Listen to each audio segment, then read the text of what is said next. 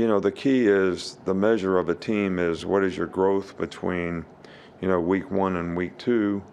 Even though you had a pretty good start, can you build on that and make progress for the future? Because we're going to, need to do that playing against a really good opponent this week. Texas has, Sark's done a really good job there, very good offensive coach. They've got a great system and scheme on offense. They've got some really good players on offense.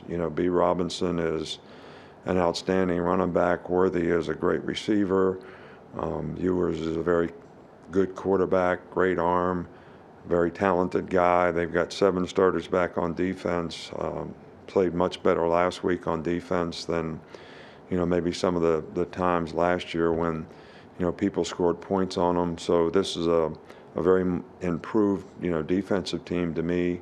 They do a really good job on special teams, play, with great effort, blocked a punt last week, make plays, and Worthy's been a really good punt returner. He's having 15 yards or something a punt return. So they've got a lot of good players. They've got really good schemes, and it's going to be a very challenging game for us.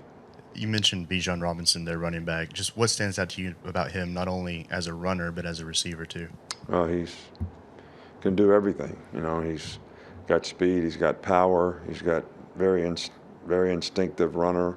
Sets up his blockers well. Has a burst, and he's got great hands. Good receiver. They use him a lot in the passing game. So this guy is as good an all-around back as there probably is in the country, or he's certainly one of the best of all the guys in the country, and his production really sort of, shows that.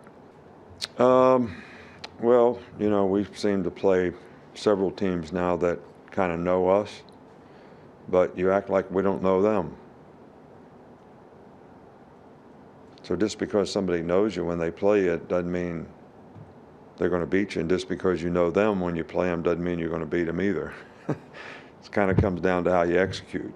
But, to think we're going to go change a lot of things that we do, that our players know how to do, that they do well, that they have confidence in, I don't think that's the answer when it comes to getting execution and having confidence in how you have to adjust and what you need to do.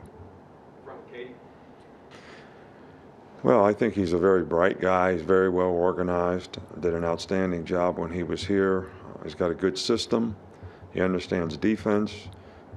He likes to see what you're in if he can, so that he can, run a play that's going to be an effective play against that particular look, or give his players the best chance to be successful. And I think all those things, and a combination of those things and good preparation, make you a very, very good play caller. So he has a really good understanding of defense. He has a really good understanding of what he wants to do on offense against certain things on defense, and he tries to implement those in the game, whether it's formationally, using motions, adjustments, eye candy, whatever you want to call it, to sort of get the look that he'd like to have and then run that particular play against it.